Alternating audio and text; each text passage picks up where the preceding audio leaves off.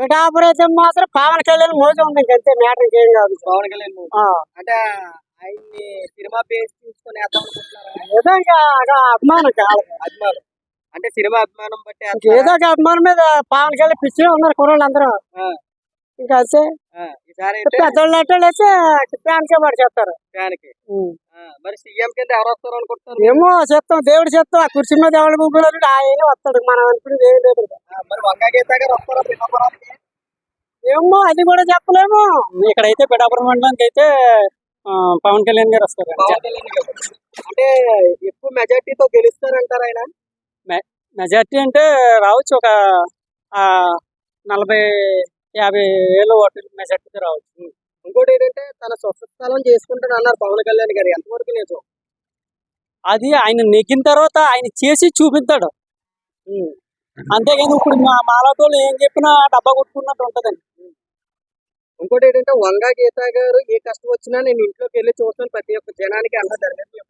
అది గీత గారు ఇంట్లోకి వచ్చి చూడడం అనేది, పరామర్శించి మంచి చెట్లు చూడడం అనేది ఇప్పుడు కదండి, ఒకప్పుడు అండి, ఇప్పుడు కదండి. నా గీత గారు అప్పుడు గీత గారు వేరు, ఇప్పుడు గీత గారు వేరు. అంటే ఎమ్మెల్యే అయినప్పుడు బాగా చూసింది, కొన్ని ఇప్పుడు ఎంపీ అయిన తర్వాత కూడా అంత బాగా చూడలేదు జనం అంటారు. దాని మీద మీ ఒపీనియన్? అవునండి, ప్రజారాజ్యంలో ఎమ్మెల్యేగా నెగ్గింది. అప్పుడు ఒక రకమైన ఇది ఉండేది ఆవిడకి. తర్వాత ఆవిడ ఎవరైనా అశ్రద్ధ వస్తుంది, మనకెట్లే అనుకుంటారు. అవన్నీ కామనే రాజకీయంలో. మేమైతే వైఎస్ జగన్మోహన్ రెడ్డి గారు వస్తారు అనుకుంటాం పిఠాపురం. వంగా గీత గారు వంగ గీత గారు వైఎస్ఆర్ పార్టీ బాగా వస్తుందని మేము అనుకుంటాం. పోతానంటారండి. ఇంకోటి ఏంటంటే ఇక్కడ చాలా వరకు పవన్ కళ్యాణ్ గారు వస్తారు అంటున్నారు. పవన్ కళ్యాణ్ గారు ఏమి లేదు, ఏం వస్తాడో చూస్తాడో పోతాడో, ఆ జనాలు ఏదో మొహం చూపించి పోతాడు. ఇక్కడ అయితే మనలో దగ్గరలో ఉన్న వంగ గీత గారు మన దగ్గరలో ఉన్న వంగ కాకెత్తి పలుకుతారు, అన్ని పనులు చేస్తారు.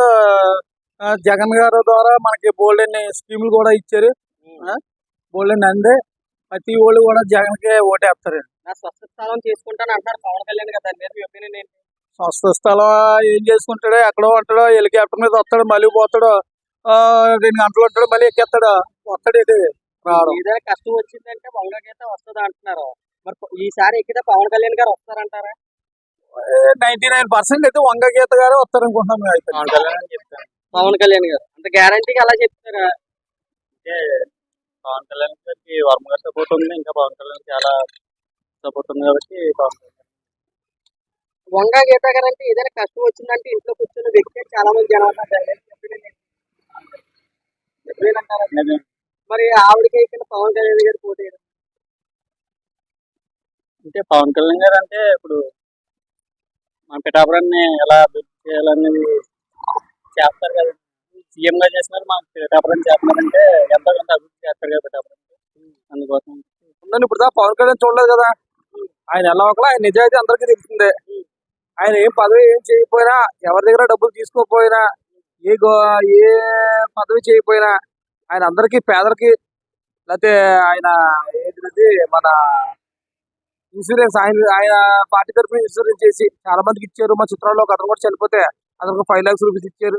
అలాగే 300 కోట్ల దాకా రైతులకు ఇచ్చారు. మనకి ఎవిడెన్స్ కనిపిస్తుంది కదండి. ఇంకోటి ఏంటంటే వంగా గీత గారు ఏదైనా కష్టం వచ్చిందంటే ఇంట్లో కూర్చున్న వ్యక్తి అని చాలా మంది జనం అంటారు. అది మనకు తెలియదండి, అది తెలియదు మనకి.